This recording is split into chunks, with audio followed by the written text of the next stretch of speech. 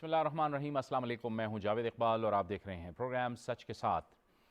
انتہائی اہم قانون سازی کے حوالے سے حکومت اور ان کے اتحادیوں کو کامیابی حاصل ہوئی ہے۔ انتخابی اصلاحات کے حوالے سے ایک عرصے سے حکومت اپوزیشن کو یہ دعوت دیتی رہی ہے کہ وہ آئیں اور ان اصلاحات پر حکومت کے ساتھ بیٹھ کر بات چیت کریں، مذاکرات کریں تاکہ معاملات کو آگے بڑھائیں، لیکن اپوزیشن ان مذاکرات سے ہمیشہ سے راہ فرار اختیار کیے ہوئے تھے۔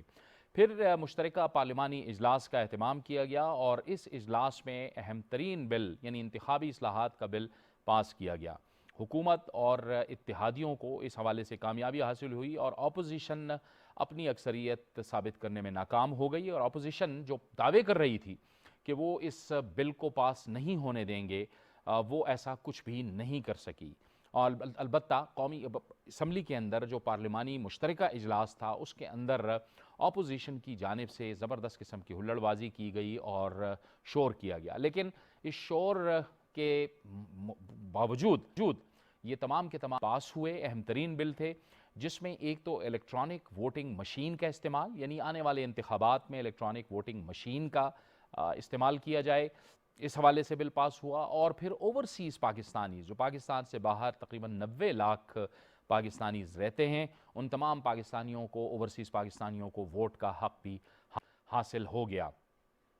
اس جو انتخابی اصلاحات کا بل تھا، اس کے پاس ہونے کے نتیجے میں اپوزیشن نے کہا ہے کہ اس کو عدالتوں میں بھی چیلنج کیا جائے گا، لیکن سوال یہاں پر یہ پیدا ہوتا ہے کہ یہ تمام جو سیاسی جماعتیں ہیں، جو پچھلی دو اہم سیاسی جماعتیں ہیں، مسلم لیگ نون اور پاکستان پیپلز پارٹی، جو گزشتہ حکومتوں میں رہی ہیں اور جنہوں نے وعدے بھی کیے تھے اوورسیز کے ساتھ، وہ عملی طور پر کچھ بھی نہیں کر سکے، لیکن تحریک انصاف کی حکومت جس نے اوورسیز پاکستانیوں کو ووٹ دینے کا حق دینے کے حوالے سے وعدہ کیا تھا، وہ اپنے وعدے میں کامیاب ہوئی ہے۔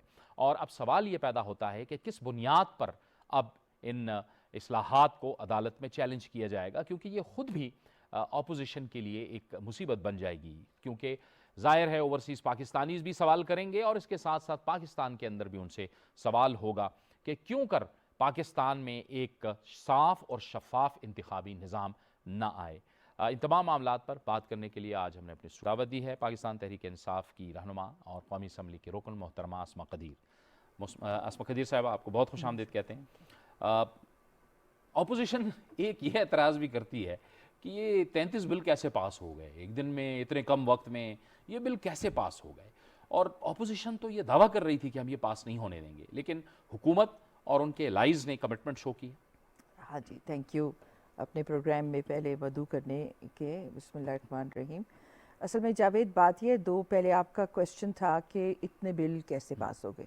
دیکھیے، اگر ہم سیریس ہیں نا تو اگر صبح 9 بجے سے لے کے 5 بجے تک اگر ہم بیٹھے، میرے خیال ہم اس سے زائدہ بل پاس کر سکتے ہیں، کیونکہ ہم اس میں اپنے قوم کے لیے آئیں، اور اگر سیریسنس ہو تو ہم اتنا وقت ضائع ہلڑ بازی میں جیسے کر دیں، کتنی زیادتی کی بات ہے۔ اچھا، اب میں آپ کو ایک بات بتاؤں کہ میں چلی جاتی ہوں، جیسے ایز اے ٹیچر میں پہلے 1 گھنٹہ اپنی کلاس میں چلی جایا کرتی تھی کہ سارے دن کی میں اپنے اسٹوڈنٹس کو تیاری کروانے کے لیے۔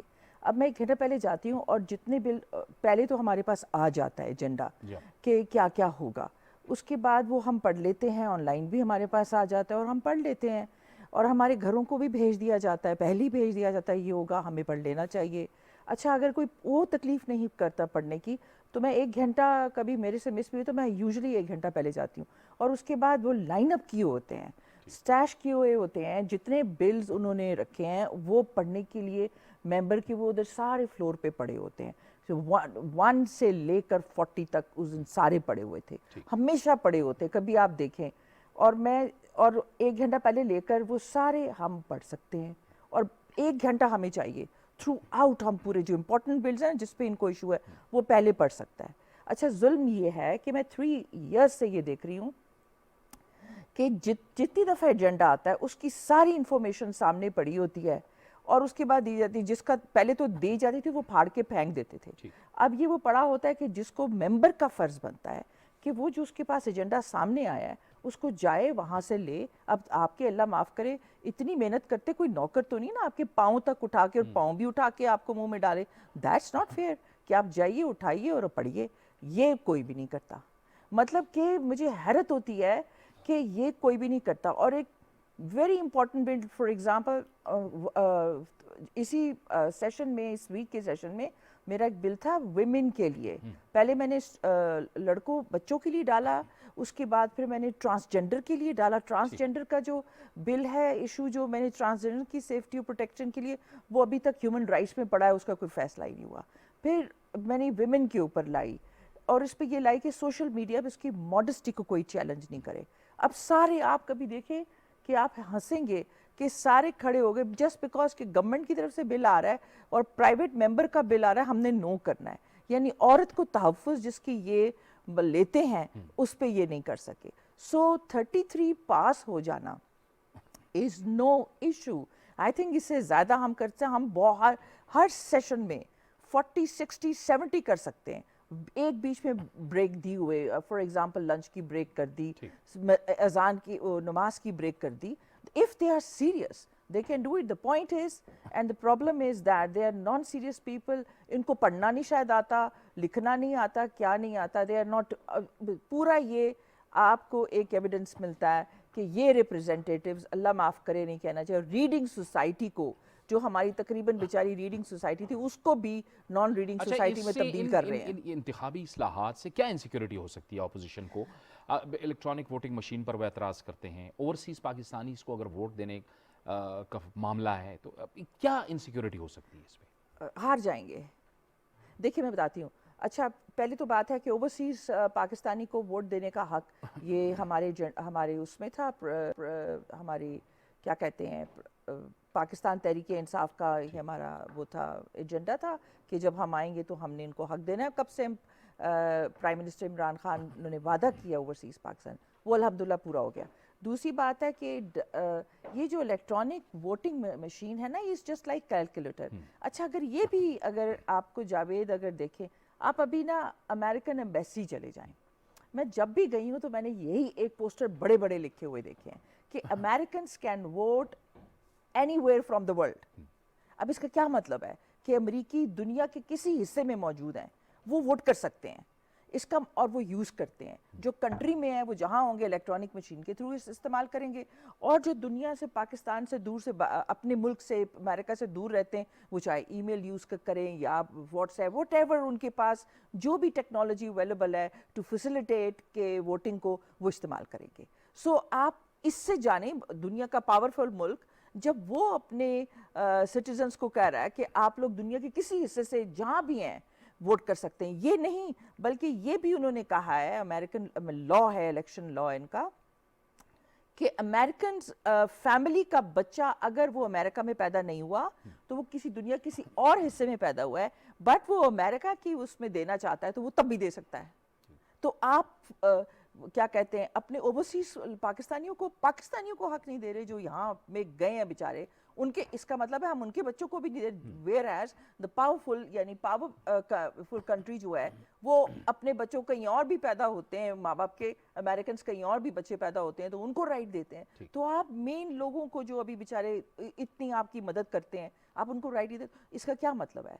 इट मीन्स के नॉलेज तो प्रिवेल कर चुकी हुई है ना कि चीटिंग नहीं होगी, किसी मुर्दे का वोट नहीं डाला जाएगा और कोई चीट नहीं करेगा, कोई ठप्पे नहीं लगा सकेगा, कोई उसको छेड़ नहीं सकता। ऑपोजिशन की जो जमातें हैं, मुस्लिम लीग नून और पीपल्स पार्टी, ये खुद कहती रही हैं, एक दूसरे पर इल्जामात भी लगाती रही हैं कि एक साफ और शफाफ निज़ाम आना चाहिए, लेकिन अमली तौर पर ये नहीं हो सका। अच्छा, ये पार्लियामान का काम था कानून साजी करना, जो कि पार्लियामान ने कर दिया। अब जाहिर है इसके लिए वसाइल दरकार होंगे, इलेक्ट्रॉनिक मशीनें, फिर ओवरसीज़ पाकिस्तानियों के लिए वोटिंग का ये जो ई वोटिंग है, इसके लिए पूरा एक निज़ाम बनाना। आप समझती हैं कि हुकूमत तैयार है वो वसाइल मुहैया करने के लिए? क्योंकि ज़ाहिर है अब इलेक्शन कमीशन ऑफ पाकिस्तान की भी जिम्मेदारी आई होती है। देखिए जावेद, आखिर जब ये फैसला किया तो तैयारी तो होगी। अब मिसाल के तौर पे इलेक्ट्रॉनिक मशीन हमारे ही मुल्क में बनना शुरू हो जाएगी, हमारे ही बच्चे जो पढ़े लिखे नस्ल के, मिसाल के तौर पे नस्ल के बच्चे, जिन्होंने, एक मिसाल दे रही हूँ, ये ना हमारे बच्चे जो इतने इलेक्ट्रॉनिक में काम कर रहे हैं, उनके लिए एक चीज़ मिल जाएगी, उनको बिजनेस मिल जाएगा। तो ये मेरा ख्याल है कि मैं आई सी फैक्ट्रीज खुली होंगी, जिस तरह की अभी चाइना ने हमारे साथ इधर स्मार्टफोन बनाने का वो जो लिया है, तो फैक्ट्रीज खुल जाएंगी, और अभी के लिए नहीं, फॉरएवर के लिए होगा। तो आप देखें कितनी प्रोग्रेस आएगी और कितनी इसमें। दूसरी बात है कि आप एक لوگوں کی تربیت شروع ہو جائے گی، جو کہ بڑی سخت ضرورت ہے، جس کو پرائم منسٹر عمران خان اخلاقیات کی بات کہ چلیں سچ کا جو ہے، جو کہ 1970 سے یہ لگے ہوئے ہیں کہ جی کوئی کسی کو آج تک 1970 کے بعد کسی نے نہیں مانا کہ الیکشن صحیح ہے. سو ایٹ لیسٹ یہ انشاءاللہ سچائی کی طرف خود ہی ایکسیپٹنس اور پیپل ول لرن کہ پاکستان جو کنٹری ہے اس نے ایک دن ٹیکنالوجی بیسڈ ہونا ہے. سو آئی تھنک یہ بگننگ شروع ہوگی الحمدللہ. پھر اور طرف بھی ہوگا ڈیولپمنٹ. آئی تھنک ڈیجیٹائزیشن جیسے ہم لوگ کر رہے ہیں، گورنمنٹ کر رہی ہے، پاکستان چینج کی طرف آ چکا ہے. سو کوئی بات نہیں، جن کو نقصان ہوتا ہے، جن کو انسیکیورٹی ہوتی ہے، ڈر ہوتا ہے کہ ہم وائپ آؤٹ ہو جائیں گے، تو ہم کیا کر سکتے ہیں ان کا. اپوزیشن اگر یہ کہہ رہی ہے کہ ہم عدالتوں میں جائیں گے، تو آپ سمجھتی ہیں کہ وہ عدالتوں میں جائیں گے یا صرف یہ ایک حکومت کو دھمکی دینے کی تو بات چلے ہو رہی جائیں، ہے؟ اگر جائیں گے تو چلے جائیں، تو کون روک دے، ان کا حق ہے وہ جائیں. لیکن پوائنٹ اس کہ اتنی میجورٹی کے ساتھ پاس ہوا ہے تو اس کو اپنی لا بھی ہے کہ اتنی میجورٹی میں ہے تو کوئی میرا نہیں خیال ہے کہ ان کا یہ کامیاب ہوگا انشاءاللہ. لیکن جا سکتے ہیں، جائیں. لیکن یہی اپوزیشن خود بھی کہتی رہی ہے کہ سیاسی معاملات کو، شہباز شریف، پارلیمان کے معاملات کو آپ عدالتوں میں نہ لے جائیں. جی بالکل، پہلی بات یہ ہے. اور کنٹروورشل بنانا، ہر چیز کو کنٹروورشل انہوں نے بنایا ہوا ہے.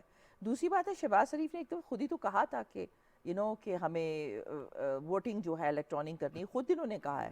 اور پھر آگے سے چیف جسٹس کو کہا کہ جو اگر نہیں شفاف کراتا اس کو گولی مار دیں. اس طرح کی کوئی بات انہوں نے کی تھی. I don't remember the exact words, but اس طرح وہ کہتے رہے، خود کرتے رہے. مثال کے طور پہ کیا کہتے ہیں، شو آف ہینڈز کا کرتے رہے، جو ابھی الیکشن کا جو ہمارا اس کا ہو رہا تھا، وہ بھی انہوں نے خود ہی بنایا تھا، دونوں نے مل کر، دونوں پارٹیوں نے. لیکن اینڈ ٹائم جب اس کا سینٹ کا الیکشن آیا نہیں مانے. سو یہ آئی تھنک یہ اصل میں تھوڑا ڈائلما یہ ہے کہ یہ سمجھتے ہیں کہ ان کے لوگ بیوقوف ہیں یا ریسرچ کر کے انفارمیشن نہیں اکٹھی کرتے، یہ پڑھتے نہیں ہیں، ریڈنگ سوسائٹی نہیں ہے، تو جتنا منہ سے بولو گے یقین کریں گے، یہ کر لیں گے. سو ان کو یہ معلوم نہیں ہے، ابھی ہونا چاہیے کہ لوگ بدل چکے ہوئے ہیں، کیونکہ سوشل میڈیا کا ٹائم آ چکا ہوا ہے، ٹھیک ہے. اور اس کے بعد اور میڈیا کا جو اتنی اسٹرانگ ہو چکی ہے، انفارمیشن ایسے ہے کہ کوئی اب یہ لوگوں کو بیوقوف نہ سمجھیں، ٹھیک ہے. میں اپنے آپ کو جب جاتی ہوں حلقے میں، لوگوں امیجن کریں میں لیبرز کا کام کروا رہی تھی، ان کو اتنی سمجھ ہے اور میں حیران ہو رہی تھی کہ وہ جو لیبرر جو میرا پینٹ کر رہا تھا وہ اس قابل ہے کہ اگر وہ لکھ پڑھ بھی سکتا ہے وہ، لیکن وہ اسمبلی میں بیٹھ سکتا ہے. اس کو اتنی سمجھ ہے، اس کو یہ پتا ہے کہ کیوں ہماری اکانومی فیل ہو رہی ہے، کیوں. وہ خود کہتے ہیں کہ ہم اسی تو کچھ بناندے ہی نہیں جی، اسی لوگوں کو خرید کے کھانے ہیں، تو جس دن ہم بنائیں گے اور ہم باہر بیچیں گے اسی طرح ہوگا. ایک نے مجھے اتنی اچھی مثال دی، میں حیران رہ گئی. کہتا ہے باجی چائنا جس طرح ہمارے سے خرید رہا ہے، تو اگر ہم اس کو پھر اس کو ہی پیسے چیز ہمارے سے خرید کے وہ اپنے یون جو ہیں وہ زیادہ کر رہے ہیں، تو اگر ہم چائنا کو بیچیں گے تو پھر ہمارے پاس تو بہت سارے چائنی پیسے آ جائیں گے. مطلب ایک لیبر کی آپ بات سنیں تو آپ یہ سمجھتے ہیں. میرا خیال ہے کہ یہ ہمارے کسی بہت بڑے کے پاس بھی عقل نہیں ہے. قانون سازی سے پہلے اور ان مشترکہ پارلیمانی اجلاس سے پہلے اپوزیشن بڑی پر امید بھی تھی اور کانفیڈنٹ بھی تھی کہ ہم یہ بل پاس نہیں ہونے دیں گے. شاید اس کی وجہ یہ تھی کہ اس اجلاس سے پہلے جو اتحادی تھے وہ اپنے تحفظات کا اظہار کر رہے تھے، جس میں ایم کیو ایم ہے، قاف لیگ ہے، فنکشن لیگ ہے. بلکہ اپوزیشن تو یہ دعویٰ کرتی تھی کہ 20 سے زائد ارکان پی ٹی آئی کے وہ ہم سے رابطے میں ہیں. ان کا اعتماد شاید اس وجہ سے تھا. تحفظات تو تھے، قاف لیگ نے اور ایم کیو ایم نے، ان لوگوں نے اپنے تحفظات کا اظہار کیا تھا. حکومت نے کیسے مینیج کیا پھر ان سب؟ دیکھیں تحفظات تو ہر کوئی کرتا ہے نا. اب ایسے تو نہیں ہے، میں تو ان کو دیکھا بڑے کیا کہتے ہیں ڈگنیفائڈ اور گریسفل ٹائپ سے لوگ ہیں. ہاں سب کرتے ہیں، ہمارے اپنے بھی کرتے ہیں، لیکن اس کا مطلب تو نہیں ہے نا کہ ایسے نہیں کہ وہ کرتے. ضرور تحفظ کرتے ہیں، تحفظ کا کرتے ہیں، اعتراضات ایڈریس ضرور کرتے ہیں، لیکن جب بھی ٹائم آیا ہے ایسے نہیں، کیونکہ بات پھیلانے کی کر دیتے ہیں. اچھا ایک ہیومن سائیکی ہے اور سائیکالوجسٹ بھی کہتے ہیں، سائیکائٹرسٹ بھی کہتے ہیں کہ آپ کیا کہتے ہیں کامن لوگوں کو آپ ایک بات کنٹینیوسلی بولتے جاؤ، جنہوں نے ریسرچ نہیں کرنی یا جن کے پاس پہنچ نہیں ہے پڑھنے کی یا دیکھنے کی یا بزی ہیں، پیٹ کی اس میں لگے ہوئے ہیں، ان کے پاس اتنا وقت نہیں ہے، تو آپ ان لوگوں کو بولیں گے تو وہ بلیو کریں گے اور اسی پہ مائنڈ بنا کر اینڈ دے ول واک. اسی طرح ہی نا ہم یہ بھیڑ بکریاں سمجھ کے تو بولتے رہتے ہیں. اب وہ وقت انشاءاللہ نکل چکا ہوا ہے. سو یہ وہ ٹیکٹس استعمال کرتے ہیں، سائیکالوجیکل گیم کھیلتے ہیں لوگوں کے ساتھ. لیکن ابھی لوگوں کو انشاءاللہ سمجھ آ گئی ہے اور ان کو لوگوں کو بھی چاہیے کہ اب پاکستان کو بدلنے کا ان کا بہت بڑا ہاتھ ہے. ہم تو کر ہی رہے ہیں, آج ہم ہیں کل نہیں ہیں, لیکن انہوں نے پاکستان کو چلانا ہے, اور پاکستان کو ایک روڈ میپ بھی جو دیا ہے عمران خان کو, اس کو بشک لے لیں. ہمیں پسند وہ نہیں کرتے, اس کا ہم کچھ نہیں کر سکتے. اپوزیشن اب پھر کہہ رہی ہے کہ ہم احتجاجی تحریک شروع کر رہے ہیں, جلسے جلوس کر رہے ہیں, اور پھر شاید ایک لانگ مارچ بھی کریں. آپ کو کوئی فرق نہیں پڑنا اس سے؟ نہیں, ہم اپنے لوگوں کے لیے آئے ہیں, ہمیں اپنے لوگوں سے محبت, پاکستان سے محبت ہے. ہم سب کچھ اپنے پاکستان سچی سے کر رہے ہیں, اللہ گواہ ہے, باقی ہمیں کسی کا وہ ڈر نہیں ہے. ہم اپنے پاکستان کے لیے کر رہے ہیں, جتنا ہمارے سے ہم زور لگا رہے ہیں, جو کہ یہ ہمیں پچھلے سسٹم دے کر گئے ہیں, جو انہوں نے حشر کیا ہے, ٹھیک ہے, اس کے لیے ہم پوری کوشش کریں اپنے لوگوں کو نکالنے کے لیے. باقی انہوں نے کرنا ہے کہ کیا کہتے ہیں, پروٹیسٹ کرنا ہے, انہوں نے بہت بڑے لانگ مارچ کرنا ہے, ضرور کرے, پہلے بھی کرتے رہے ہیں, کوئی 3 سال سے کرے ہوئے ہیں نا, کیا کیا کیا ہے, تو کوئی رزلٹ تو ان کو نہیں ملا. So let them do it, ان کو خوش رہنے دیجیے. ہم کہتے ہیں خوش رہیں, کریں, ویل فیسیلیٹیٹ. اچھا, چلے, بہت بہت شکریہ, بہت بہت شکریہ اسما قدیر صاحبہ. رکن قومی اسمبلی کے انصاف سے اسما قدیر صاحبہ کا کہنا تھا کہ اپوزیشن پہلے بھی جلسے جلوس کرتی رہی ہے, وہ خوش رہیں, جلسے جلوس ضرور کریں, حکومت کو اس سے کوئی فرق نہیں پڑنا. لیکن بہرحال بڑا اہم فیصلہ ہوا ہے الیکٹرانک ووٹنگ مشین کے حوالے سے آئندہ انتخابات پر, اور جو بیرونی ممالک پاکستانی موجود ہیں, اوورسیز کو ووٹ کا جو حق دیا گیا ہے, یہ بڑا اہم فیصلہ ہے. اب ظاہر ہے حکومت نے اس حوالے سے وسائل فراہم کرنے ہیں, اور الیکشن کمیشن آف پاکستان نے اس پر عمل درآمد کرنا ہے. ایک بریک کا وقت ہوا چاہتا ہے, بریک لیں گے, بریک کے بعد پروگرام جاری رہے گا.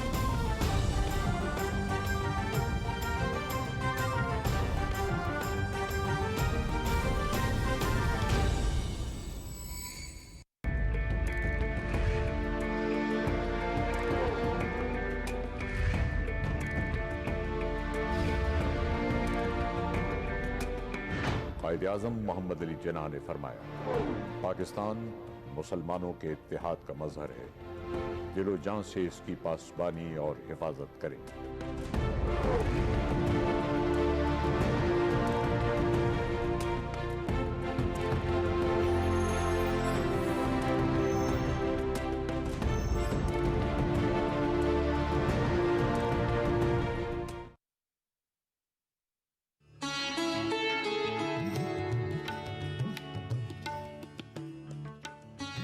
تیری خودی میں اگر انقلاب ہو پیدا, عجب نہیں ہے کہ یہ 4 سو بدل جائے.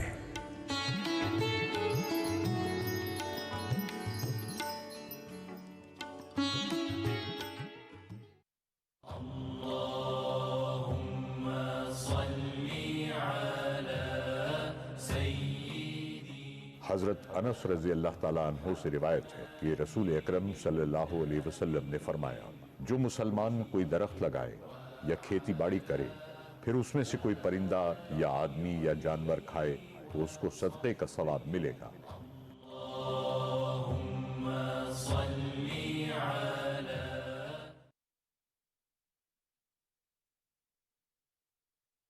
کیا ٹی وی کے معزز ناظرین صرف تلخ کلامی, الزام تراشی کو ترجیح دیتے ہیں, یا توازن اور ٹھہراؤ میں بھی کچھ دلچسپی رکھتے ہیں؟ پتہ چلے گا. کیا جمہوری قدریں ہر گھرانے میں جڑ پکڑتی ہیں, یا منتخب ادارے اور آزادی اظہار سے جنم لیتی ہیں؟ سوال اٹھائیں گے, مکالمہ ہوگا, گفتگو ہوگی, شور نہیں, ہنگامہ نہیں, بلیم گیم نہیں, بات چیت ذمہ داری کے ساتھ.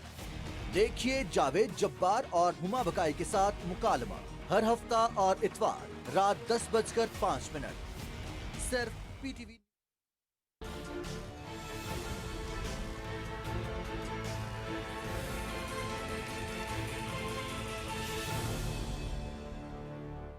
प्रोग्राम में नाज़रीन एक बार फिर आपको खुश आमदीद कहते हैं और अब हम बात करेंगे मकबूजा कश्मीर में गासिब भारतीय फ़ौज के मज़ालिम की। एक बार फिर भारतीय फ़ौज की बर्बरियत का सिलसिला जारी है और अब से 2 रोज़ कबल 5 कश्मीरी नौजवानों को शहीद कर दिया गया। ये जो वाक़यात हुए हैं, ताज़ा वाक़यात, और इससे पहले भी इस तरह के वाक़यात हुए हैं, उस पर यकीनी तौर पर हम सवाल उठाते रहे हैं। जो आलमी इदारे हैं या बैनुल-अक़वामी बरादरी है, उसकी खामोशी या उनके इस हवाले से कोई इक़दामात न लेने के हवाले से ये उनकी अपनी कारकर्दगी पर भी एक बहुत बड़ा सवालिया निशान है। पाकिस्तान ने ये जो वाक़यात हुए हैं इसकी सख्त तरीन अल्फाज में मज़म्मत की है, लेकिन अहम सवाल ये है कि अब तक ये सिलसिला जारी है, अरसे से जारी है, लेकिन मकबूजा कश्मीर से ताल्लुक़ रखने वाले जो शहरी हैं, जो लोग हैं, उनमें जज्बा हुर्रियत क्या भारत के इन मज़ालिम से कम हो सकता है? अब तक तो कम नहीं हुआ। इन्हीं मामलात पर बात करेंगे और इसके लिए हम स्टूडियोज़ में ज्वाइन कर रहे हैं कश्मीर अफेयर के सीनियर तज्ज़ियाकार जनाब इरशाद महमूद। बहुत शुक्रिया इरशाद साहब। इरशाद साहब, ताज़ा वाक़यात ये किस जानिब इशारा करते हैं, क्योंकि हम देख रहे हैं कि ये सिलसिला तो एक अरसे से जारी है भारत के अंदर। देखिए, इंडिया ने ना एक तरह से इंडिया के एक बड़े सीनियर डिप्लोमेट हैं, उन्होंने कहा है कि हमने एक इन्वेंट किया है डॉक्ट्रिन ऑफ रिप्रेशन। तो कश्मीर में अभी जो लहर चल रही है, जिसका तरफ आप भी इशारा कर रहे थे, वो इसी की रिफ्लेक्शन है। अब कश्मीर में उन्होंने दोबारा जैसे फेक इनकाउंटर शुरू कर दिया। अभी ये जो जिसकी आप जिक्र कर रहे थे, अभी जो 2-3 दिन पहले जो वाक़या हुआ, इसमें एक डॉक्टर भी और ऐसे सिटीज़न जो जिनका कोई लेना देना ही नहीं था किसी चीज़ से, अब वो किसी अंडरग्राउंड एक्टिविटी में मुलव्वस नहीं थे, ना उन पे कभी ऐसा कोई इल्ज़ाम लगा था, लेकिन इसके बावजूद उनको दिन दहाड़े पकड़ के कत्ल कर दिया गया।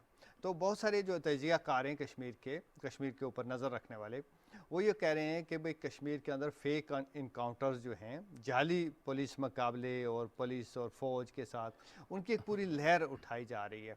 तो आहिस्ता आहिस्ता ऐसे लोग जिनके बारे में कोई भी छोटा मोटा उनको शुबा होता है या जिनको वो टारगेट करना चाहते हैं, जिनके बारे में समझते हैं ये पॉलिटिकल एक्टिविस्ट हैं, और उनको वो नाम देते हैं जी ओवरग्राउंड वर्कर्स। अच्छा, उसके बाद उन्हें पकड़ते हैं, जेल में डाल देते हैं, या मोस्टली अब तो उनको कत्ल कर दिया जाता है, किसी न किसी बहाना से उनको मार दिया जाता है। तो इस तरह का एक माहौल बना दिया गया है और उसमें कहीं भी आपको कोई स्पेस नहीं नज़र आएगी कि कोई डायलॉग करना है, कश्मीरियों के साथ कोई एंगेजमेंट करनी है। इंडिया को ना एक बहुत ज़्यादा एक उसमें इस वक्त मोदी की जो हुकूमत है उनमें बहुत एक एरोगेंस जैसी होती है कि हमारे पास बहुत पावर है, हम रिप्रेशन कर सकते हैं, हम लोगों को कुचल सकते हैं, उनके अंदर जो जज्बा आज़ादी था या हुर्रियत था या मज़ामत जो करना थे, उसका सारे उनके हम कसबल मार मार के कत्ल व गारत के ज़रिए, फ़ौज के ज़रिए निकालेंगे। अभी आप देखते होंगे कि एक छोटी सी मैं आपको मिसाल देना चाहता हूँ कि वहाँ पहले जो फोर्सेस इंडिया से आती थी, जैसे CRP वगैरह हो गई, BSF हो गई, उसके बारे में वो ये कहते थे कि ये टेम्परेरी फोर्सेस हैं। वो बहुत सारी टेंटों में भी रहती थी और आर्जी उनकी रहायश गाहें थी। अब उन्होंने बहुत सारी लैंड एक्वायर करना शुरू कर दिया है, जिसमें परमानेंट उनके स्ट्रक्चर्स बनाए जाएंगे। तो पूरी वो आबादी को स्केयर करने के लिए, खौफजदा करने के लिए कि भाई हम किसी हद तक भी जा सकते हैं, आपको हमारी लाइन को टो करना पड़ेगा, हमारी बात को मानना पड़ेगा, और अदरवाइज जो है हम आपका जीना हराम कर दें। अब से कुछ रोज़ कबल आपने भी देखा होगा, अमरीकी अखबार ने भी लिखा कि भारत जो कुछ कर रहा है और उसका अपना चेहरा पूरी दुनिया के सामने जो आ रहा है, ख़ुद वहाँ पर मुसलमानों के साथ जो हो रहा है, कोई असर नहीं पड़ रहा, कोई दुनिया बात कर रही है इस पर, कोई कहने वाला नहीं है, कोई हाथ रोकने वाला नहीं है कि ये भारत में मोदी क्या कर रहा है। देखिए, मीडिया जो है इंटरनेशनल, उसमें तो कुछ ना कुछ आता रहता है। ह्यूमन राइट्स वालों ने भी काफ़ी रिपोर्ट्स दी हैं इसके ऊपर, और मैं समझता हूँ कि फ़र्स्ट टाइम जो है, अभी मैं थोड़े दिन पहले टाइम मैगज़ीन का एक आर्टिकल पढ़ रहा था। हम हमेशा टाइम मैगज़ीन में या इस तरह के इकोनॉमिस्ट वगैरह में हमेशा ये पढ़ते रहते थे कि इंडिया जी बहुत सेकुलर है, डाइवर्स है, वो एक मॉडल है दुनिया के लिए। लेकिन अब उसको इंटॉलरेंट कहा जाता है, अब उसके बारे में कहा जाता है कि किस तरीके से माइनॉरिटीज़ के साथ बदसलूकी कर रहा है, उसको उन ममालिक की फहरिस्त में शामिल किया जाता है या उनके साथ शुमार किया जाना शुरू हो गया है कि जो दुनिया में अपनी माइनॉरिटीज़ और अपने शहरियों के साथ बहुत बुरा सलूक करते हैं। एक इस तरह का माहौल तो बना है। इसमें फ़र्क क्या है? फ़र्क ये है कि जो पार्लियामेंट्स के लोग भी बात कर रहे हैं, मसलन आप देखें बहुत सारी ममालिक की, UK की पार्लियामेंट से ले के पूरी दुनिया की पार्लियामेंट के अरकान जो हैं, ये पॉलिटिशियंस बात कर रहे हैं, हुकूमतें बात नहीं कर रही हैं। हुकूमतों को, जैसे अमेरिका की हुकूमत हो गई, यूरोपीय यूनियन की हुकूमत हो गई, वो एज ए कलेक्टिव इसको جیسے ہیومن رائٹس جو ہے ان کی کور ویلیو ہے، اور اس کو دنیا کے بہت سارے ملکوں کو اس وجہ سے کہ وہ ہیومن رائٹس وائلیشن میں انوالو ہیں، ان کے ساتھ وہ ٹریڈ بند کرتے ہیں، ان کو کولیکٹیو وہ پنشمنٹ دیتے ہیں. ہم دنیا کے بہت سارے ملکوں کی مثالیں بھی دے سکتے ہیں، لیکن انڈیا کے ساتھ چونکہ ان کا ایک اسٹریٹجک الائنس ہے اور ایک مالی یا مادی مفادات ان کے ساتھ، ان کے کاروباری مفادات وابستہ ہیں، تو اس کی وجہ سے اس کو وہ مسلسل ٹالریٹ کریں. پھر وہ جو انٹرنیشنل الائنمنٹ ہو رہی ہے اینٹی چائنا اور پرو ویسٹ، تو اس کا بھی ایک فیکٹر اس کو فائدہ دے جاتا ہے. لیکن میں سمجھتا ہوں کہ جس طریقے سے دنیا میں آوازیں اٹھ رہی ہیں، بہت زیادہ دیر ہندوستان اس کو نہیں کر سکے گا، خود سسٹین نہیں کر سکے گا اس پوزیشن. سیکنڈلی خود انڈیا نے جو ایک رویہ رکھا ہوا ہے کہ جی ہم نے مائنارٹیز کو بالکل کچل کے رکھنا ہے، خاص طور پہ کشمیریوں کو، مسلمانوں کو، اس کا ری ایکشن جو ہے وہ ہمیں جگہ جگہ سے نظر آ رہا ہے. اور یہ کوئی تھوڑی آبادی نہیں ہے، اگر ان کے اپنی مائنارٹیز کی بات کریں تو وہ بھی کوئی 20% کے قریب لوگ ہیں. تو ان کا اپنا فوکس یہ ہے کہ جی ہم نے 80% جو ہندو ہیں ان کے اوپر کنسالیڈیٹ کرنا، ان کو یہی ہمارا ووٹ بینک ہے، اسی کے ساتھ اسی کی ہمیں تعمیر و ترقی بھی کرنی ہے. وہی ہندوتوا نظریہ جو ہے ان کا. اور وہی ہندوتوا اور ہندوتوا نظریہ. آپ جب کشمیر کی بات کرتے ہیں تو ہم دوبارہ اس کی طرف میں آتا ہوں. جو فیک انکاؤنٹرز ہیں اور دوسری چیزیں، ان کا پورا ایک ایجنڈا ہے، سویلائزیشنل ایجنڈا ہے کشمیر کے بارے میں. اس کو ہمیں سمجھنا چاہیے کہ کشمیر کے اندر وہ کلچرل چینج لا رہے ہیں. ابھی میں چند دن پہلے ایک آرٹیکل پڑھ رہا تھا، اس میں وہ یہ کہتے ہیں کہ کشمیر کے بے شمار علاقوں میں اب ایس ایس پی رینک سے اوپر، ایس ایس پی رینک تک بھی کوئی مسلمان انہوں نے نہیں رکھا. صرف ان مسلمان آفیسرز کو رکھا جاتا ہے جو انکاؤنٹرز میں ملوث ہیں، جو کرپشن میں ملوث ہیں، اور جن کی بانگیں ہندوستان کے اپنی ایڈمنسٹریشن کے ہاتھ میں، جن کے بارے میں وہ شک نہیں کر سکتے. باقی جو مسلمان وہاں ہیں ان کے بارے میں، چاہے وہ آفیسرز ہیں، دوسرے لوگ ہیں، ان کی کوئی کریڈیبلٹی انڈینز کے نزدیک کوئی کریڈیبلٹی نہیں. ان کو کوئی اچھا اسائنمنٹ نہیں دیا جاتا، ان کو کوئی رول نہیں دیا جاتا، حالانکہ وہ گورنمنٹ امپلائیز ہیں، اس لیے کہ وہ مسلمان ہیں. اور انہی مظالم کی وجہ سے اور یہ جو اقلیتوں کے ساتھ جو کچھ ہو رہا ہے، اسی وجہ سے آپ دیکھیں سکھ بھی اٹھے، انہوں نے بھی ایک بہت بڑا ریفرنڈم کروایا تاکہ ایک آزاد ریاست کی طرف ہم جائیں. دیکھیے سکھ بالکل آپ ٹھیک کہہ رہے ہیں، سکھوں میں بڑا پوٹینشل ہے، اور وہ چونکہ ان کا ڈائسپورا بھی بڑا سٹرانگ ہے. ان کے دنیا کے بہت سارے ملکوں میں، کینیڈا سمیت بڑے آپ کو بتائیں MPs ممبر پارلیمنٹ بھی ہیں، تو وہ زیادہ وائبرنٹ کمیونٹی ہے. لیکن باقی کمیونٹیز بھی ہیں، مثلا نارتھ ایسٹ کی جو 7 سسٹر اسٹیٹس ہیں ان میں بہت ساری تحریکیں ہیں، آسام میں تحریکیں ہیں، مختلف جگہوں پہ، اور وہ بولتے رہتے ہیں. لیکن اصل میں مسئلہ یہ ہے کہ انڈین میڈیا جو ہے ایسی آوازیں جو اختلاف کرنے والی ہیں، جو فیڈرل گورنمنٹ کو یا ان کی وہ مرکزی حکومت کہتے ہیں اس کو چیلنج کرنے والی ہوتی ہیں، ان کو کوئی کوریج نہیں تھا. اب چھوٹا سوشل میڈیا کی وجہ سے، ریجنل جو میڈیا ہے اس کی وجہ سے کچھ خبریں اور تجزیے اور ہمارے پاس اطلاعات ایک آتی ہیں. ادروائز یہ ہے کہ ہم نے دیکھا ہے کہ جو مین اسٹریم میڈیا جو ہے وہ ایسی آوازوں کو کچل دیتا ہے. مین اسٹریم میڈیا کی بات کے ساتھ ساتھ میں آپ کو بتاؤں کہ کشمیر کے اندر بھی انہوں نے میڈیا کے اوپر اتنی قدغنیں لگا دی کہ جو بھی جرنلسٹ کچھ بات کرتا ہے یا زیادہ کھل کے کچھ لکھتا ہے اس کو وہ پولیس اسٹیشن بلاتے ہیں، وارننگ ایشو کرتے ہیں. ایک اور انہوں نے ایکٹ لگایا کہ وہ کسی بھی پبلیکیشن کا ڈکلیریشن منسوخ کر سکتے ہیں، اشتہارات روک سکتے ہیں. یعنی ایک طرح سے نا جو پریس کی جو آزادی تھی اس کو مکمل طور پہ انہوں نے چوک کر دیا تاکہ کشمیر کے بارے میں کوئی خبر، کوئی اطلاع کوئی کہیں باہر نہ نکل سکے. یہ سب کچھ ان چیزوں کے علاوہ ہے جو اگست 2019 میں بھارت نے مقبوضہ کشمیر میں کیا. دیکھیں تو پہلے سے ہی یہ قوت خانہ تھا، اس کو مزید ایک جیل بنا دیا. دیکھیں 5 اگست کو جو کیا اس کے بعد تو ایک بہت بڑا پروسیس انہوں نے انفولڈ کر دیا کشمیریوں کو سیاسی طور پہ ڈس امپاور کرنے کا. جیسے میں نے آپ کو بتایا اکنامکلی بہت زیادہ ہے. بہت سارے فیکٹس فگرز یہ بتاتے ہیں کہ 7-8 ارب تک جو ہے کشمیریوں کا ابھی تک نقصان ہو چکا ہے ٹورزم میں. اس کے علاوہ لاک ڈاؤن لگا رہا، آپ کے علم میں ہے. فروٹ انڈسٹری بڑی تباہ ہوئی. یہ سارے اس طرح کے مسائل. اس کے علاوہ جیسے پولیٹیکل امپاورمنٹ کے علاوہ لیگلی جو ہے ڈی لمیٹیشن کا ایک پورا لمبا چوڑا پروسیس چل رہا ہے. اس میں اس طریقے سے مسلمان علاقوں کو یہ ری الائنمنٹ کی جا رہی ہے کہ اینڈ آف دا ڈے جو ہے ان کی آبادی تو بے شک زیادہ ہے لیکن ان کی جو نشستیں ہوں گی اسمبلی کے اندر وہ کم ہو جائیں گی. اور جو ہندو آبادی ہے اس کی وہاں ممبر پارلیمنٹ جو ہیں یا اسمبلی جو ہیں وہ زیادہ ہو جائیں گے، تو آہستہ آہستہ جو ان کا خواب ہے، جو ہندتوا کا یا آر ایس ایس کا ایک پرانا ڈریم ہے کہ ہم نے مسلم اکثریتی ریاست میں اپنا چیف منسٹر لانا ہے، وہ لانے کی کوشش کر رہے ہیں۔ جو مسلمانوں کے اندر جو مین پولیٹیکل پارٹیز ہیں 3-4 پرو انڈیا پارٹیز الیکشن لڑتی ہیں، ان سے بھی لوگ نکال کے چھوٹی چھوٹی پارٹیوں میں ڈال رہے ہیں تاکہ مسلمانوں کی پارٹیاں جو ہیں وہ کمزور ہو جائیں، جماعتیں کمزور ہو جائیں، ان کا ووٹ ڈیوائیڈ ہو جائے اور وہ جو ہے آسانی کے ساتھ یہاں اپنی حکومت بنائیں۔ کشمیر ہماری فورن پالیسی کا تو مرکزی نقطہ ہے، آپ سمجھتے ہیں کہ ہم فوکس ہیں اس حوالے سے، جو عالمی برادری ہے اس تک ہم اپنا پیغام مقبوضہ کشمیر میں جو بھارتی مظالم ہو رہے ہیں پہنچا رہے ہیں، اور ان اداروں کا پھر کردار کیا ہونا چاہیے؟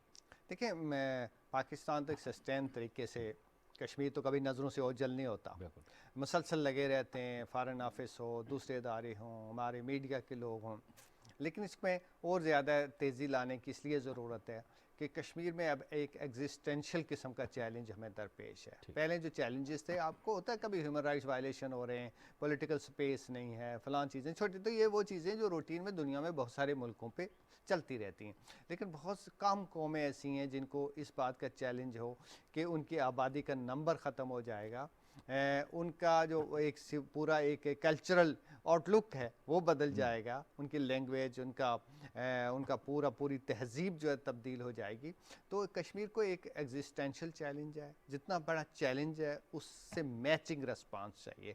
اس میچنگ ریسپانس کے لیے میں سمجھتا ہوں کہ پاکستان کو جہاں گورنمنٹ کو کام کرنا چاہیے، وہ اپوزیشن پارٹیز کو بھی اس میں حصہ ڈالنا چاہیے۔ آپ دیکھیے ہر مسئلے میں اپوزیشن بڑا فور فرنٹ پہ آ کے رول ادا کرتی ہے، لیکن جب کشمیر کا معاملہ ہوتا ہے تو سوائے بیان بازی کے کچھ چند ایک بیانات کے کچھ نہیں۔ تو میں سمجھتا ہوں کہ جو پولیٹیکل پارٹیز ہوں، ماضی قریب میں ہم نے دیکھا ہے کہ پاکستان کے اندر ایک تو جو سیاسی جس کو پولرائزیشن ہم کہتے ہیں وہ اتنی بڑھ جاتی ہے کہ صرف حکومت ہی اس حوالے سے بات کر رہی ہوتی ہے۔ ابھی گزشتہ دنوں میں ہم نے دیکھا ماضی قریب کے اندر اپوزیشن کی جانب سے کشمیر کے حوالے سے، جب کشمیر کے الیکشن ہوئے اس میں بھی بات چیت کی گئی، لیکن اس طرح سے بات نہیں کی گئی۔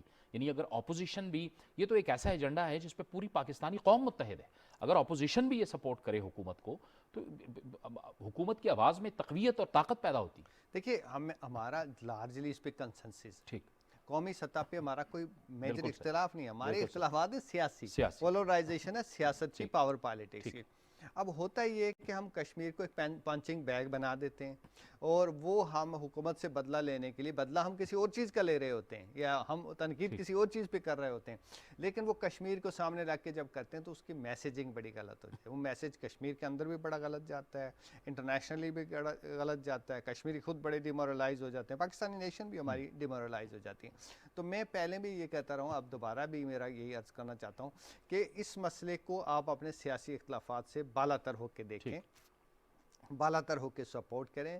یہ ایک ہیومنٹیرین کاز بھی ہے، پھر ہمارے سامنے ایک بہت بڑا المیہ جنم لے رہا ہے، بہت بڑا ہیومنٹیرین المیہ بھی ہے، انسانی المیہ، کہ ایک پوری قوم کو، ایک پوری ریاست کو، ایک پوری اکائی کو جو ہے اتنا بڑا چیلنج درپیش ہے، اور یہ بہت سیریس معاملہ ہے۔ ہم جیسے کوئی ٹی وی ٹاک شو کے لیے یا اخبار میں مضمون لکھنے کے لیے اس کے لیے نہیں یہ بیان کر رہے ہیں، یعنی جتنی رپورٹس کشمیر سے آ رہی ہیں، جو ایون انٹرنیشنل جو لوگ دے رہے ہیں، وہ بھی یہ بتا رہے ہیں کہ بھئی کشمیر میں اگر حالات کو سدھارا نہ گیا اور انڈیا کو اپنے اقدامات جو وہ کر رہا اس کو ریورس کرنے پہ مجبور نہ کیا گیا، تو کشمیری اگلے 10-20 سال میں بہت زیادہ مشکلات کا شکار ہو جائیں گے۔ بہت بہت شکریہ ارشاد محمود صاحب آپ کا۔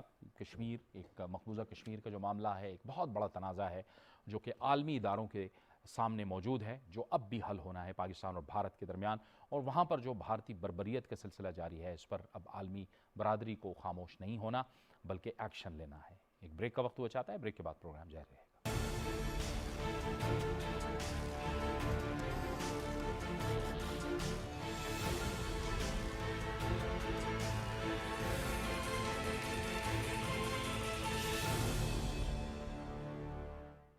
پروگرام میں ناظرین ایک بار پھر آپ کو خوش آمدید کہتے ہیں۔ حکومت زرعی پیداوار کو بڑھانے کے حوالے سے انقلابی اقدامات کر رہی ہے، اور اس حوالے سے اسلامیہ یونیورسٹی بھاولپور کا اس سلسلے میں بہت بڑا کردار ہے، جہاں پر نئی ریسرچ کا سلسلہ جاری ہے۔ انٹر کراپنگ کے حوالے سے ریسرچ کا سلسلہ جاری ہے، جہاں پر ایک سے زائد فصلوں کی پیداوار مخلوط طریقے سے کی جائے گی، اور اس کے ساتھ ساتھ ہم نے دیکھا ہے کہ چونکہ زرعی زمینوں میں کمی آتی جا رہی ہے، لوگ ظاہر ہے انڈسٹریلائزیشن کی طرف جا رہے ہیں، ہاؤسنگ سوسائٹیاں بنتی چلی جا رہی ہیں، جس کی وجہ سے غذا کا بحران پیدا ہونے جا رہا ہے۔ حکومت نے اس حوالے سے اہم فیصلے کیے ہیں اور کم رقبے کے اندر کم پانی کے استعمال سے بہتر سے بہتر فصل حاصل کرنے کی کوشش کی جا رہی ہے۔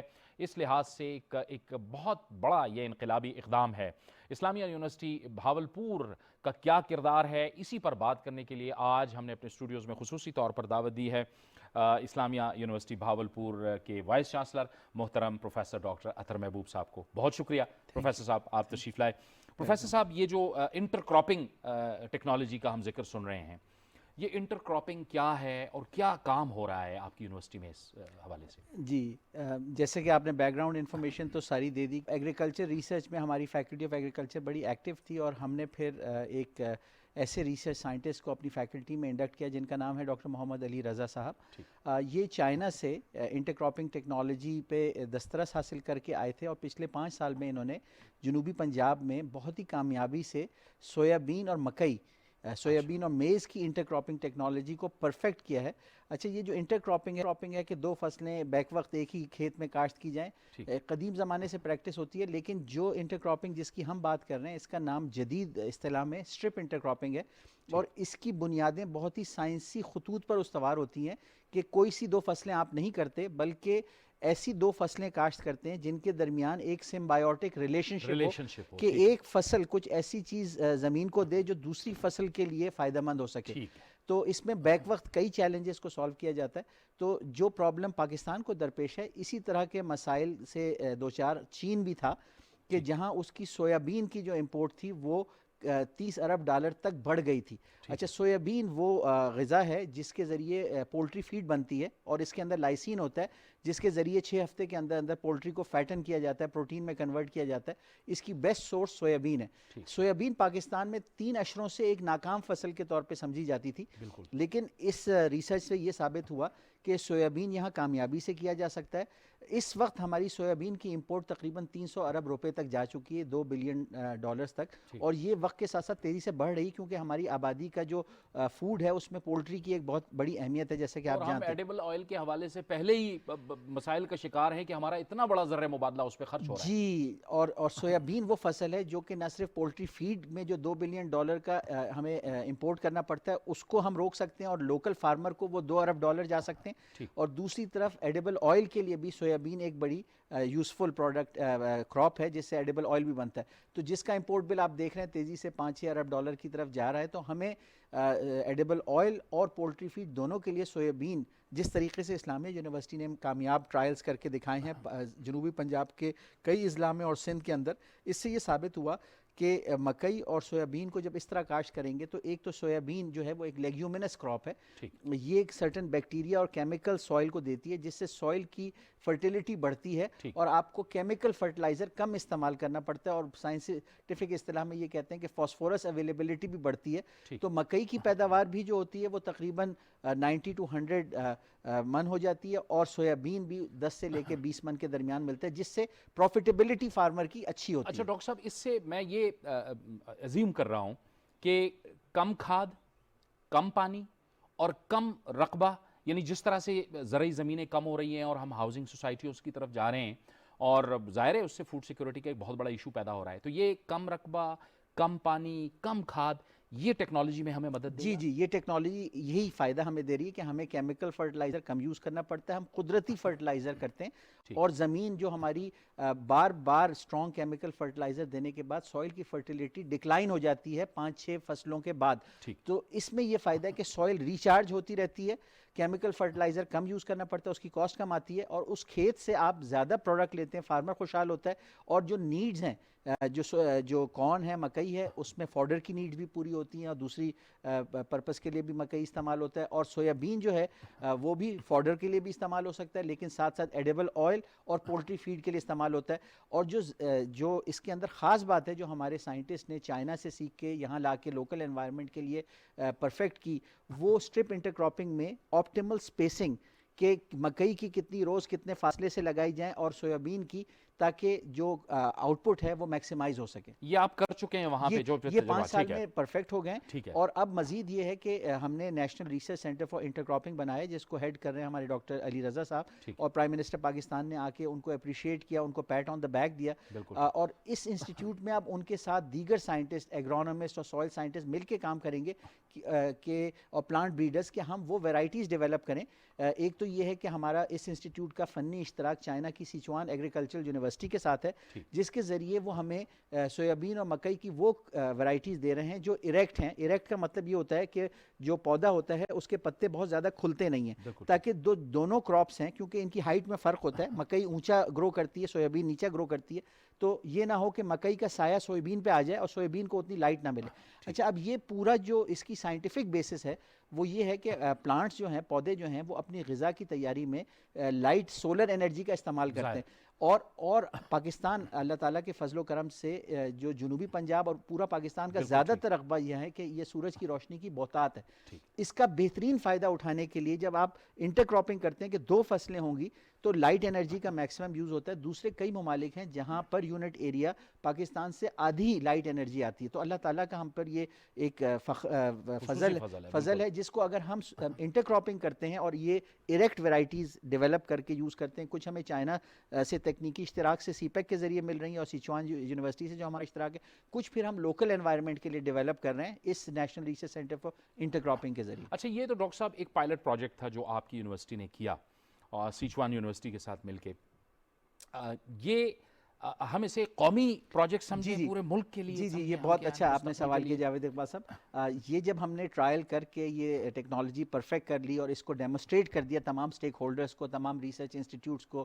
گورنمنٹ اتھارٹیز کو, تو اب مجھے یہ آپ کو بتا کے انتہائی خوشی ہو رہی ہے کہ ministry of food security and research جو فیڈرل منسٹری ہے, اس کے اشتراک سے اب ہم ایک ایسا پروجیکٹ کر رہے ہیں کہ جس میں پنجاب کے تقریباً 8 ڈویژنز کے اندر ہم اس کے بڑے پیمانے پہ ٹرائلز کر رہے ہیں جس کو گورنمنٹ سبسیڈائز کرے گی. اور یہ ٹرائلز مختلف جگہوں پہ, ایسی جگہوں پہ کیے جائیں گے جہاں پہ اڈے ہیں, جہاں پہ فارمرز آ کے ٹرائلز کو دیکھ سکیں گے, اس کی ٹیکنالوجی پہ ان کو بریفنگز دی جائیں گی تاکہ وہ کنونس ہو کے اس ٹیکنالوجی کو سمجھ کے پھر اپنے پاس اس کو اڈاپٹ کریں. اور ہر ٹرائل 5 ایکڑ پہ لگایا جائے گا اور اس میں ہماری جو ایم فل کے اسٹوڈنٹس اور بیچلرز ایگریکلچر کے اسٹوڈنٹ ہیں یہ بھی فیلڈ ورک کریں گے, یہ فارمرز کے پاس جائیں گے اور اس پورے پروجیکٹ میں انوالو ہوں گے.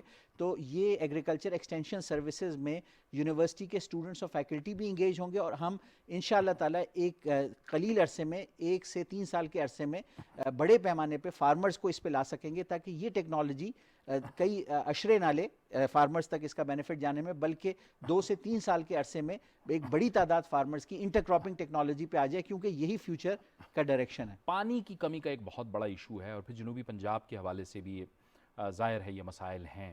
اس حوالے سے بھی میری اطلاعات کے مطابق اسلامیہ یونیورسٹی جو ہے وہ یو اے ای کے ساتھ مل کر جو انہوں نے کچھ عرصہ قبل مصنوعی بارش کا کچھ اہتمام کیا تھا, آپ لوگ ان کے ساتھ کچھ بات چیت کر رہے ہیں. جاوید اقبال صاحب بہت اچھا آپ نے بتایا کہ ایسی ٹیکنالوجی ڈیولپ ہوئی ہے دنیا میں جس میں ویدر کو کنٹرول کیا جا سکتا ہے اور بارش کو انیشیٹ کیا جا سکتا ہے. اگر ہوا میں ہیومیڈیٹی ہو تو اس کے اندر ملٹیپل سٹیجز ہیں کہ پہلے سٹیج میں آئونائزیشن کے ذریعے کلاؤڈ فارمیشن کی جاتی ہے, پھر مزید آئونائزیشن کر کے پریسپیٹیشن کاز کی جاتی ہے. اور یہ دنیا کے کئی خطوں میں, جنوبی ایران میں, روس میں اور جیسے آپ نے کہا یونائٹڈ عرب ایمریٹس میں یہ ٹیکنالوجی ڈیمونسٹریٹ ہو چکی ہے.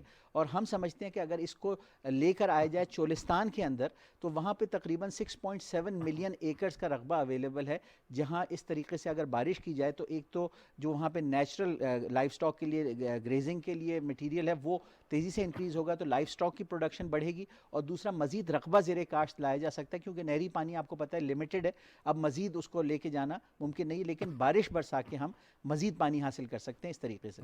یہ جو اسٹرپڈ انٹر کراپنگ ہے اس میں فی الحال جو ہے یہ ہم اس کو ابتدائی طور پہ کہیں گے کہ یہ مکئی اور سویابین جی, مکئی اور آگے چل کے اور فصلیں بھی جی مکئی اور سویابین میں تو یہ میچور ہو چکی ہے, یہ پروون ہو چکی ہے, لیکن چونکہ پاکستان کی نیڈز کاٹن کے حوالے سے بھی ہیں کہ کاٹن کی اگر چک پی کے ساتھ, چنوں کے ساتھ انٹر کراپنگ کی جائے, کیونکہ چنا بھی ایک لیگیومینس کراپ ہے, تو بیسکلی اگر آپ سمجھیں کہ سوئل فرٹیلیٹی جو ہے وہ بھی ہمارے ملک کے لیے ایک چیلنج ہے کہ ہماری ایک تو لینڈ ڈیکریز بھی ہو رہی ہے, لیکن ساتھ ساتھ جو اویلیبل ہے ایگریکلچر کے لیے over application of chemical fertilizer سے اس کی فرٹیلیٹی بھی ڈیکریز ہو رہی.